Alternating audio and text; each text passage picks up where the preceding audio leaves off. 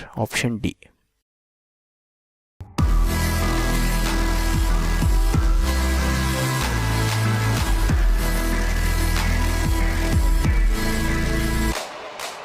(25) The current in a coil varies with time as shown in figure. The variation of induced EMF with time will be. तो current as function of time दिया हुआ है, induced EMF as function of time पूछा है, तो हम लोग को इंड्यूस्ड EMF और करंट का रिलेशन चाहिए, जो कि होता है induced EMF is minus d∅dt। ठीक है, ओके। अब कॉइल का बात हो रहा है, कॉइल का कुछ सेल्फ इंडक्टेंस होगा L मान लो, ठीक है, तो फाइव कर दी L लिखेंगे तो ये माइनस L di/dt, ठीक है ना, कॉइल का सेल्फ इंडक्टेंस L है ना, तो EMF इसके बराबर है, which is equal to EMF is negative of inductance of the coil into slope of IT graph. di/dt क्या है, स्लोप ऑफ IT ग्राफ, ठीक है।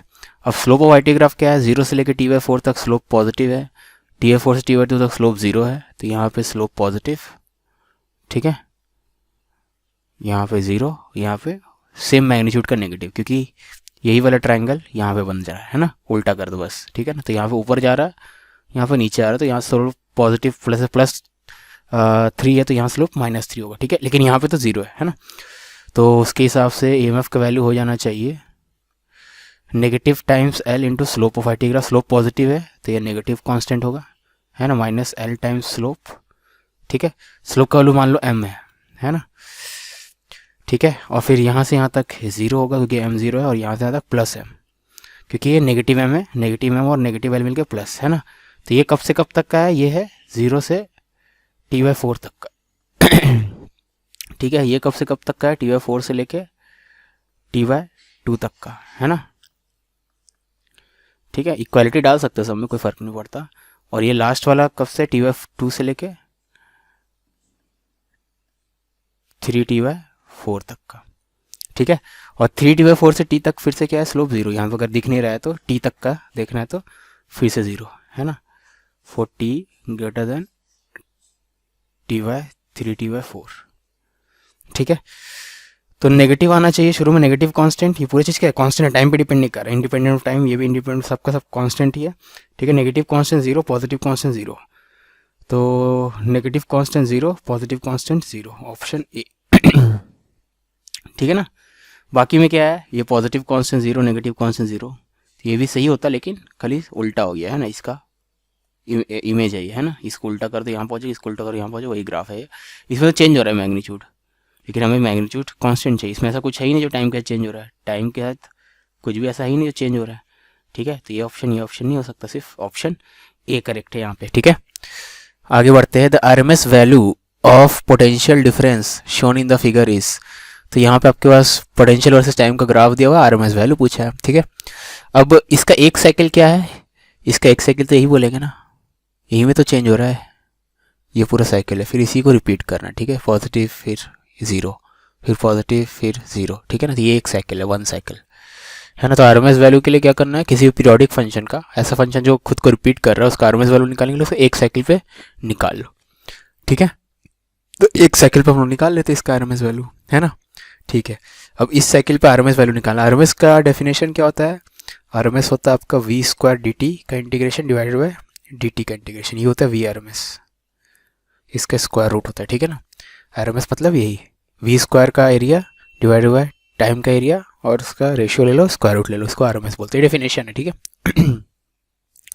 है ना। अब इसको निकाले अगर न्यूमरेटर को, तो v² dt हम लोग को यहाँ से 0 से लेकर t तक का इंटीग्रेशन करना है, ठीक है, तो इसको दो पार्ट में करते हैं, 0 से T/2 तक का और T/2 से लेकर t तक का, है ना, क्योंकि उतना ज़रूरत ही नहीं है, आपको दिख ही रहा है एरिया कहाँ से कहाँ तक है, सिर्फ 0 से लेकर T/2 तक है, T/2 से लेकर t तक का एरिया तो 0 है, ठीक है, तो इसको यहीं तक करेंगे 0 से T/2 तक, क्योंकि T/2 से 0 वाला 0 ही है, ठीक है, उसको लिखने की जरूरत नहीं, इसमें 0 ही ऐड करना है, ठीक है ना। v कितना है, v0 है, यहाँ से 0 से लेकर T/2 तक हमेशा v का वैल्यू कितना है, v0, ठीक है, तो v0² dt 0 से T/2, ठीक है, तो v0² का कांस्टेंट है, कॉमन ले लो, बाहर ले लो, और dt का इंटीग्रेशन आपको t दे देगा, ठीक है, तो ये हो जाएगा v0² T/2, ठीक है, तो Vrms का value sorry V R M S नहीं, ये इसका वैल्यू है ऊपर वाला टर्म का, ठीक है। तो V naught square T by two है ना, डिवाइडेड बाई डी टी का इंटीग्रेशन याद रखना है 0 से t तक है, इसको भी वहीं तक वहीं से वहीं तक पूरा एक साइकिल के लिए इंटीग्रेट करना है, तो ये तो t दे देगा, तो V naught square by root two, V naught by root two हो जाएगा, ठीक है। तो ऑप्शन सी होना चाहिए। समझ में आया बात, हमेशा एक साइकिल पहचान लो और उसमें जितना टाइम लग रहा है उसके लिए इंटीग्रेट कर दो उस ड्यूरेशन के लिए, ठीक है, इस फंक्शन को, है ना। आई एम एस होता तो ऊपर आई स्क्वायर हो जाता बस, और कोई फर्क नहीं पड़ता। Coil has resistance 30 ohm and inductive reactance 20, तो रेजिस्टेंस 30 है, इंडक्टिव रिएक्टेंस 20 है एट 50 हर्ट्स, ठीक है। If N AC source of this much is connected across the coil the current in the coil will, ठीक है। तो सेकेंड केस में भी आर तो वही है, एक्सएल क्या हो जाएगा, डबल हो जाएगा, क्योंकि एक्सएल ओमेगा एल होता है, एल को चेंज नहीं कर रहे लेकिन ओमेगा डबल कर दिया हम लोग, है ना। फ्रीक्वेंसी डबल हो गया तो ओमेगा भी डबल हो जाएगा, तो ये 40 हो जाएगा सेकेंड केस में, ठीक है। जब ओमेगा डबल हुआ है तो ये 40 हो जाएगा, ठीक है। तो आपसे पूछा गया करंट क्या होगा, ठीक है। तो यहाँ पे फर्स्ट केस का करंट निकालते हैं, क्योंकि हमें ईएमएफ तो पता है, तो फर्स्ट केस का करंट निकल जाएगा, ठीक है। Let us call that I1 और I2 इतना है, ठीक है ना। I1 भी नहीं पता, I2 भी नहीं पता, लेकिन क्वेश्चन में सिर्फ I2 पूछे, ठीक है। तो फर्स्ट केस का करंट निकालना है, तो दोनों ही केसेस में आपके पास खाली R और XL ही तो है, तो आपको Z निकालना है। फर्स्ट केस का Z हो जाएगा 30 square plus 20 square, 30 square plus 20 square, ठीक है। तो फर्स्ट केस का करंट कितना हो जाएगा, EMF डिवाइडेड बाय Z, ठीक है।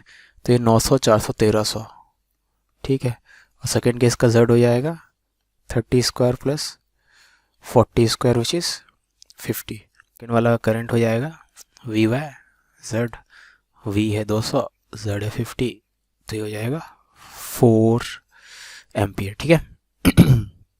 28 में current conducting circular loop is placed in magnetic field, uniform magnetic field, जिसका वैल्यू दिया हुआ इतना, with its plane perpendicular to the loop, ठीक है। तो मैग्नेटिक फील्ड जो है वो जिस प्लेन पे है वो परपेंडिकुलर टू द लूप है, ठीक है। तो ऐसा बोलना नहीं चाहिए था, सर्कुलर लूप का जो प्लेन है वो with its plane, okay, circular loop का प्लेन जो है with its plane perpendicular to the loop, ये लाइन में गड़बड़ी ये लग रहा है। The radius of the loop is made to shrink at a constant rate, ठीक है। तो मुझे लगता है फर्स्ट लाइन का मतलब सिर्फ यही है कि मैग्नेटिक फील्ड अगर ऐसा है, ठीक है, तो लूप ऐसा है, लेकिन इंग्लिश में कुछ प्रॉब्लम लग रहा है, with its plane perpendicular to the loop, perpendicular to the loop नहीं होना चाहिए था, विथ इट्स प्लेन। अगर कंडक्टिंग लूप का प्लेन का बात हो रहा है तो that is perpendicular to the magnetic field होना चाहिए, ठीक है। जो भी है ये सिचुएशन है। Radius of the loop is made to shrink at a constant rate, तो radius of the loop change हो रहा है, ठीक है ना। मैग्नेटिक फील्ड यहाँ पे फिक्स है, तो फ्लक्स तो सिंपली BA cos 0, ठीक है, क्योंकि आपका लूप जो है वो मैग्नेटिक फील्ड के परपेंडिकुलर, मतलब एरिया वेक्टर मैग्नेटिक फील्ड के पैरेलल है, ठीक है। पैरेलल या एंटी पैरेलल कुछ भी ले लो, मैग्नीट्यूड वाइज तो BA ही आएगा। तो फ्लक्स इतना है, अब एरिया जो है वो पाई स्क्वायर, ठीक है। तो फ्लक्स इतना है, तो EMF का मैग्नीट्यूड हो जाएगा, खाली मैग्नीट्यूड देख रहा हूँ मैं, ठीक है। तो B पाई R स्क्वायर का differentiation 2R dr by dt, ठीक है। मैग्नेटिक फील्ड का स्ट्रेंथ पाई 2, रेडियस कितना है, रेडियस है 2 सेंटीमीटर, ठीक है। 2 सेंटीमीटर मतलब 2 × 10⁻² into dr by dt, dr by dt कितना है 1 मिलीमीटर पर सेकेंड, मतलब 10⁻³ मिलीमीटर पर सेकेंड, है ना, मीटर पर सेकेंड, सॉरी। तो ये कितना हो जाएगा 4 इंटू दिस 25 चौक 100, यानी 0.1 इंटू 10⁻⁵ इंटू पाई, यानी पाई 10⁻�6, ठीक है, यानी पाई माइक्रो वोल्ट। ये माइक्रो है ना, तो पाई माइक्रो वोल्ट, मतलब option B. In the given circuit the reading of voltmeter V1 and V2 are 300 voltage, ठीक है। तो V1 है इसके अक्रॉस, इंडक्टर के अक्रॉस, V2 है आपका कैपेसिटर के across. The reading of the voltmeter V3 and ammeter R, ठीक है।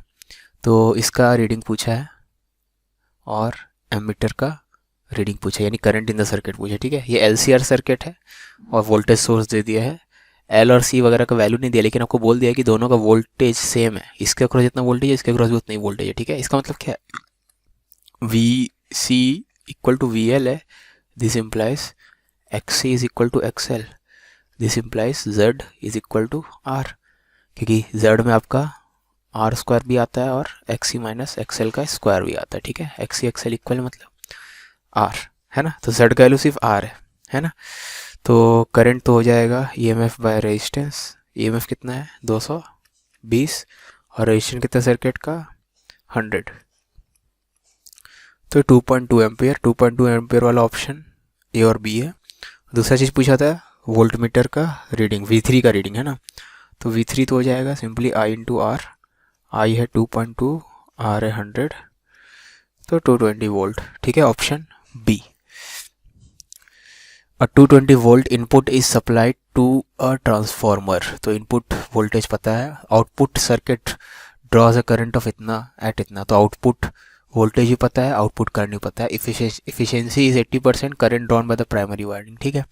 Efficiency is equal to power output by power input होता है। पावर आउटपुट मतलब वीओ आईओ, पावर इनपुट मतलब वीआई आई, ठीक है। ओ मतलब आउटपुट, आई मतलब इनपुट, है ना। तो याद रखना प्राइमरी और सेकेंडरी टर्म्स यूज़ करें तो ज़्यादा यूज़फुल होना चाहिए, क्योंकि उसके टर्म्स में दिया हुआ है क्वेश्चन। तो आउटपुट मतलब आउटपुट याद रखना सेकेंडरी होता है, ठीक है। तो voltage across secondary into current across secondary, और इनपुट मतलब प्राइमरी, तो voltage across primary, current across current in primary, ठीक है। तो एफिशिएंसी का वैल्यू है 80%, पुट किया। वोल्टेज अक्रॉस सेकेंडरी, सेकेंडरी के अक्रॉस कितना है 440 और करंट है 220, ठीक है। करंट है 2, और वोल्टेज अक्रॉस प्राइमरी कितना बोला है 220, तो करंट अक्रॉस प्राइमरी पूछा है, ठीक है।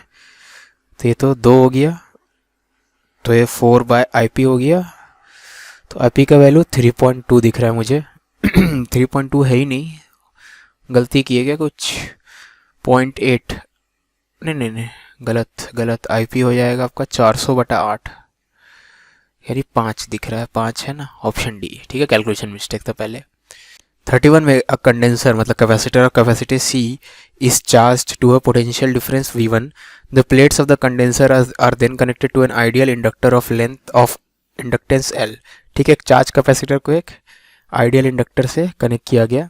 The current through the inductor when the potential difference across the capacitor reduces to V2, ठीक है ना। अब यहाँ पे ऐसे क्वेश्चंस में R एब्सेंट है, R एब्सेंट है मतलब क्या है, आपका इलेक्ट्रिकल एनर्जी और मैग्नेटिक फील्ड का एनर्जी दोनों का सम कांस्टेंट रहेगा, ठीक है ना। इसका मतलब है energy stored in electric field plus energy stored in magnetic field, ये सम क्या रहने वाला है, कांस्टेंट रहने वाला है, ठीक है। हीट एनर्जी में कुछ कन्वर्ट नहीं हो रहा है, ठीक है, तो खाली फॉर्म चेंज होने का है, इलेक्ट्रिक टू आपका मैग्नेटिक फील्ड और magnetic field to electric field, इसी फॉर्म में एनर्जी चेंज होते रहेगा, ठीक है। तो सबसे शुरू में आपके पास जो पूरा का पूरा एनर्जी है वो कैपेसिटर के फॉर्म में, कैपेसिटर चार्ज कैपेसिटर के फॉर्म में मतलब इलेक्ट्रिक फील्ड के फॉर्म में, तो एकदम इनिशियली इलेक्ट्रिक फील्ड में एनर्जी हो जाएगा हाफ एप्सिलॉन नॉट, या वही कैपेसिटर का एनर्जी कितना होता है, ठीक है। इलेक्ट्रिक फील्ड का एनर्जी मतलब कैपेसिटर का एनर्जी, और मैग्नेटिक फील्ड का एनर्जी मतलब इंडक्टर का एनर्जी, ठीक है। इसका मतलब इस क्वेश्चन के लिए यही है ना। तो कैपेसिटर का एनर्जी है शुरू में इतना, हाफ C V1 है, V1 स्क्वायर, और कोई करंट तो है नहीं शुरू में, तो हाफ L 0 स्क्वायर, ठीक है। एनर्जी स्टोर्ड इन इंडक्टर इतना है। तो current through the inductor when potential difference across capacitor is V2, तो जब पोटेंशियल डिफरेंस V2 है तो मान लो करंट है I, ठीक है। तो हो जाएगा half C V1 square minus V2 square is equal to half L I square, half half चला गया, तो I का वैल्यू हो जाएगा C/L V1 square V2 square, ठीक है, स्क्वायर रूट के साथ, है ना। तो C/L V1 square V1 minus V2 square, यानी ऑप्शन ए नहीं सॉरी ऑप्शन डी, यहाँ तो होल स्क्वायर है ना इसलिए ऑप्शन डी, ठीक है। V1 square V2 square by, हाँ option D.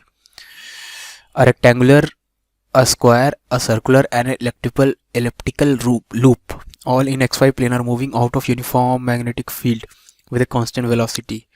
The magnetic field is directed along negative z x direction. The induced EMF during the passage of these loops out of the field region will not remain constant for, तो किसके लिए constant नहीं रहेगा, ठीक है।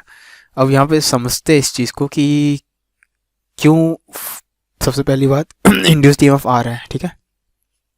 तो यहाँ पे सपोज कोई लूप, कोई भी शेप का चीज़ है, जैसे रेक्टेंगल ही ले लो, है ना। तो रेक्टेंगल किसी मैग्नेटिक फील्ड से, मान लो ये पूरी मैग्नेटिक फील्ड है, यहाँ तक मैग्नेटिक फील्ड है, बाउंड्री से बाहर निकल रहा है अभी, ठीक है। तो इसमें क्या होगा, इसमें किसी भी कुछ देर के बाद भी आप देखोगे तो उसी रेट से एरिया चेंज हो रहा होगा। इतना एरिया जो है इसके थ्रू फ्लक्स अभी है, लेकिन नेक्स्ट मोमेंट में नहीं रहेगा क्योंकि ये बाहर हो जाएगा, ठीक है। वैसे अभी यहाँ पे फिर से देखो, कुछ देर बाद भी देखेंगे तो फिर से उतना ही लिया, मतलब हर सेकेंड में या हर स्मॉल टाइम में same amount of area he flux के बाहर हो जा रहा है, यानी फील्ड के बाहर हो जा रहा है, ठीक है ना। तो इस केस में कितना भी टाइम बीत जाए, flux through the rectangle change हो रहा है सेम रेट से। कारण अल्टीमेटली ये है कि इसका क्रॉस सेक्शन एरिया जो है, मतलब क्रॉस सेक्शन एरिया नहीं बोलेंगे, सॉरी, इसका लेंथ जो है कांस्टेंट, ठीक है, लेंथ या ब्रेथ जो बोलना है बोलो ठीक है ना, वो कांस्टेंट है। स्क्वायर के लिए भी वही लॉजिक है, ठीक है। स्क्वायर में भी आप किसी मोमेंट में देखोगे तो हर सेकेंड में same amount of area he field से बाहर होगा, है ना। अगर फील्ड यहाँ पे है तो इतना बाहर होगा, यहीं तक है फील्ड तो इतना बाहर होगा नेक्स्ट मोमेंट में, उसके बाद भी इतना ही बाहर होगा एंड सो ऑन। सर्कल के लिए वो ट्रू नहीं है, क्योंकि सर्कल में आप देख लो सेम टाइम में अलग अलग बाहर होगा। समझ में आ रही बात, यहाँ पे थिकनेस दोनों का सेम है, थिकनेस सेम लेना क्योंकि सब same velocity, same constant velocity से बाहर निकल रहा है, तो थिकनेस सेम है। तो सेम थिकनेस में इसमें अलग अलग एरिया आ रहा है, इसमें तो सेम सेम एरिया आएगा सेम थिकनेस में, ठीक है। इसमें भी सेम सेम एरिया आएगा एंड सो ऑन। समझ में आ रही बात, ठीक है। तो सर्कल के लिए कांस्टेंट नहीं रहेगा, वही एलिप्स के लिए भी कांस्टेंट नहीं रहेगा, एलिप्स के लिए भी वही लॉजिक है कि एलिप्स में भी सेम विथ का दो स्ट्रिप्स लेंगे हम लोग, तो ऑफकोर्स दोनों का एरिया अलग अलग आना है, ठीक है। तो यहाँ पे सर्कुलर किसके लिए है किसके लिए कांस्टेंट नहीं रहेगा, will not remain constant for circular and elliptical, बाकी के लिए कांस्टेंट रहेगा, ठीक है। Power dissipated in LCR circuit connected to an AC source, ठीक है। तो पावर डिसिपेशन का फॉर्मूला पूछा है, तो पावर क्या होता है, पावर होता है आपका V स्क्वायर R, ये नहीं V स्क्वायर और नहीं, power simply I square R, ये होता है, ठीक है। अब करंट का वैल्यू क्या होता है यहाँ पे, या सर एकदम बेसिक से स्टार्ट करें तो पावर होता है आपका VRMS IRMS cos phi, ठीक है, यही होता है। अब IRMS को VRMS बाय Z बोल सकते हैं, ये होता है ना। अब Z निकालते हैं हम लोग, ठीक है। Z कैसे निकालेंगे, Z होता है simply R square plus 1/ωc minus ωL का स्क्वायर रूट, ठीक है। ये Z का वैल्यू यहाँ पुट कर दो, है ना। और cos phi में क्या आता है R/Z, तो cos phi is again R/Z, तो ये VRMS square by Z square into R, directly ये भी यूज़ कर सकते हैं पावर के लिए, वही I स्क्वायर जो शुरू में लिखा था, ठीक है। तो बस इसको यूज़ करो, Z स्क्वायर ये है, डिनोमिनेटर में ये पूरा आ जाएगा, R न्यूमरेटर में आएगा, तो न्यूमरेटर में R और E स्क्वायर और डिनोमिनेटर में ये, यही सही है, ठीक है। अब इसमें किसी को भी पहले लिखो किसी को भी बाद में को फर्क नहीं पड़ता कि टोटल का स्क्वायर है, तो +5 हो या -5 हो, ऑर्डर चेंज करने से मान लो तो स्क्वायर है तो फर्क नहीं पड़ेगा, तो ऑर्डर अलग है, ठीक है। सी ऑप्शन मैच कर, ठीक है। VRMS का वैल्यू ऑफकोर्स E होगा, कोई क्वेश्चन में और कुछ बोला नहीं गया तो वही होना चाहिए, 33 था ये। A conducting circular loop is placed in a uniform magnetic field जिसका स्ट्रेंथ दिया हुआ है with its plane perpendicular to the magnetic field, ठीक है। तो लूप का प्लेन मैग्नेटिक फील्ड के परपेंडिकुलर है, radius of the loop start shrinking at this induced EMF when the radius is this much. तो ये तो इजी क्वेश्चन है, आपको मैग्नेटिक फील्ड का वैल्यू दिया हुआ है, तो हम लोग क्या करेंगे, आपसे पूछा इंड्यूस्ड EMF और सब मैग्नीट्यूड है ना, पॉजिटिव ही है, तो इंड्यूस्ड EMF का मैग्नीट्यूड और d∅/dt का मैग्नीट्यूड, बॉन्ड नहीं लिख रहा हूँ, जो भी आंसर आएगा उसका प्लस साइन ले लेंगे, ठीक है। फ्लक्स होता है B इंटू ए, है ना, यहाँ पे B तो कांस्टेंट है, एरिया चेंज हो रहा है, ठीक है, dA/dt, और यहाँ पे क्योंकि सर्कुलर लूप है तो एरिया का बदले हम लोग पाई आर स्क्वायर लिखेंगे, तो d/dt of pi R square है, ठीक है। तो B ये 2r dr/dt, ये हो गया EMF, है ना। तो बस वैल्यू पुट करो, मैग्नीट्यूड ऑफ मैग्नेटिक फील्ड है 0.04, पाई को पाई रहने दो, 2 इंटू रेडियस 2 सेंटीमीटर मतलब इतना, और dr/dt है 2 मिलीमीटर पर सेकेंड मतलब इतना मीटर, ठीक है।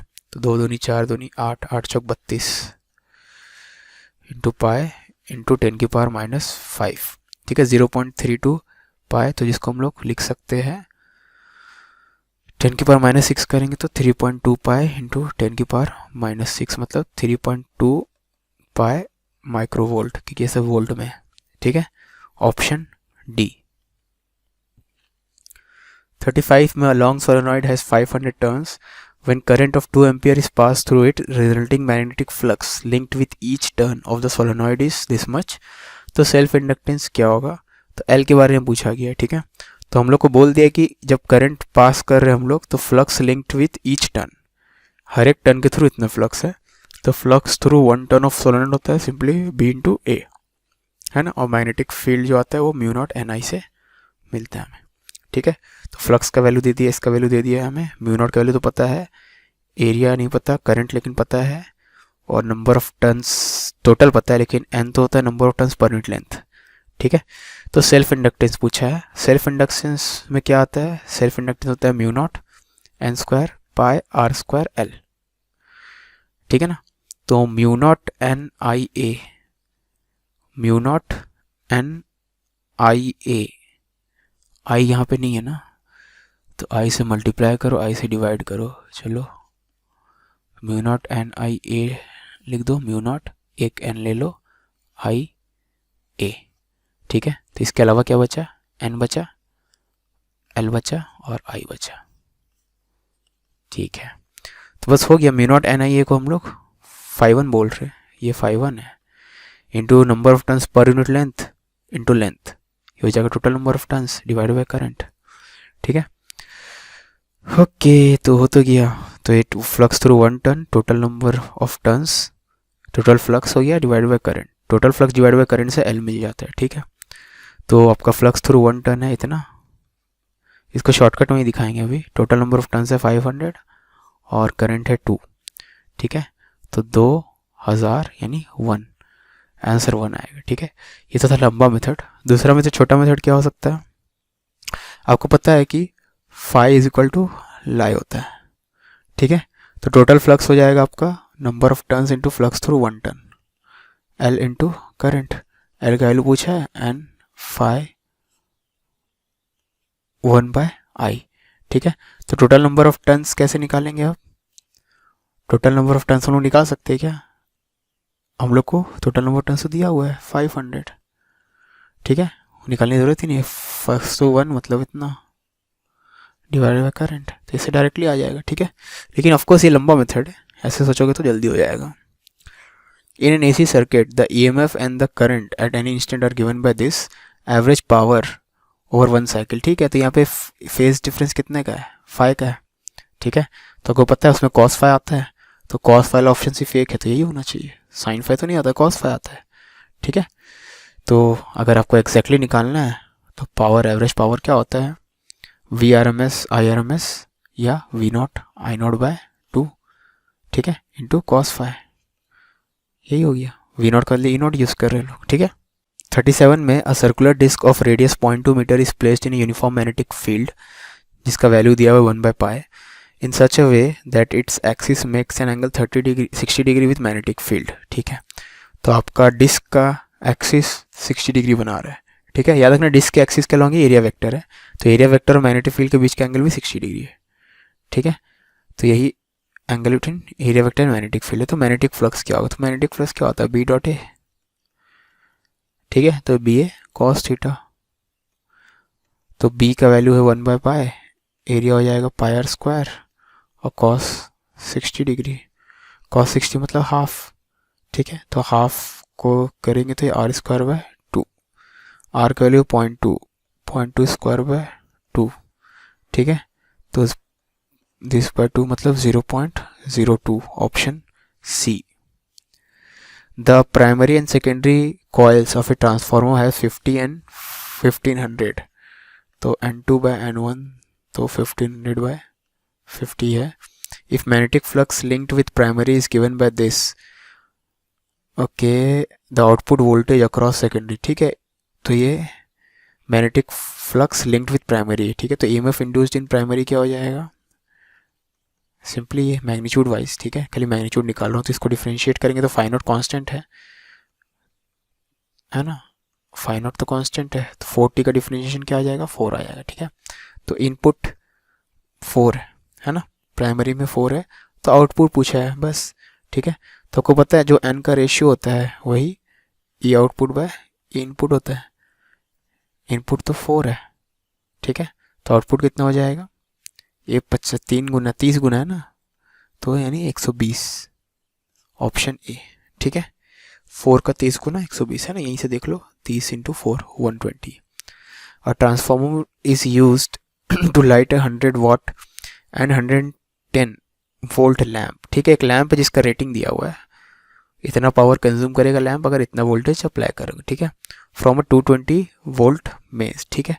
तो ट्रांसफॉर्मर को यूज़ कर रहे हैं लाइट करने के लिए एक बल्ब को जिसका रेटिंग दिया हुआ है, और ट्रांसफार्मर में कौन सा मेंस अप्लाई किया, 220 volt mains. If the main current is इतना, ठीक है, efficiency of the transformer is approximately, तो अगर मेंस करंट 0.5 एम्पियर है तो एफिशिएंसी ऑफ ट्रांसफार्मर कितना है, ठीक है ना।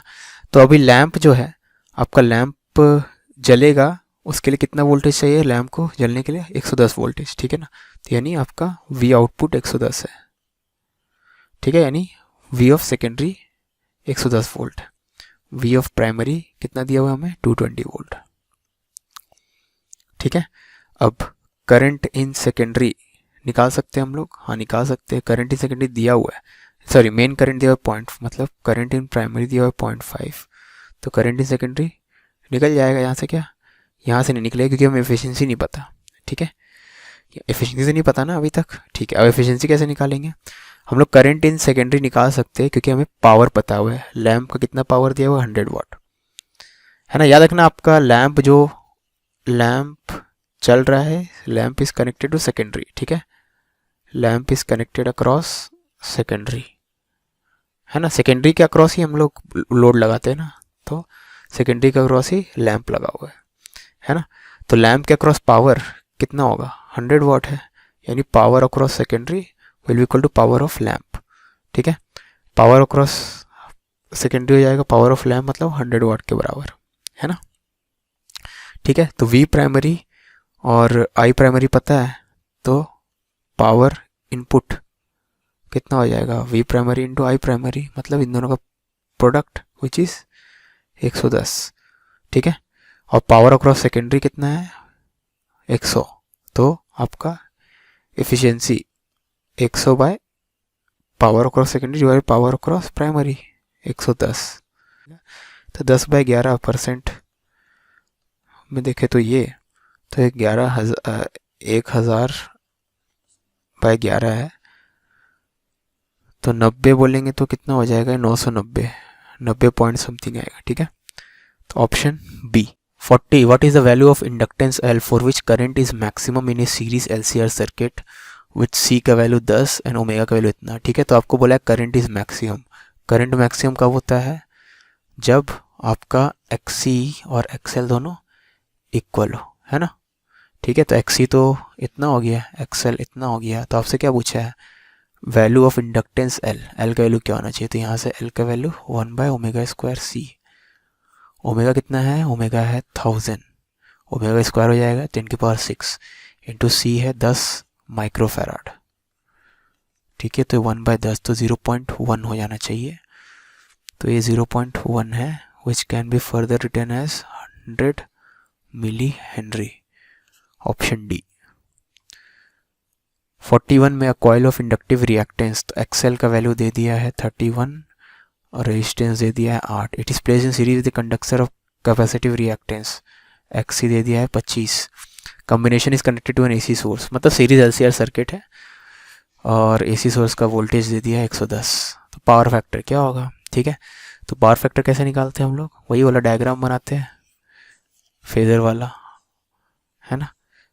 तो आपका पावर फैक्टर निकालने के लिए ये आर है, ऊपर में एक्सी नीचे में एक्सएल, तो आर ये हो जाएगा एक्सी माइनस एक्सएल,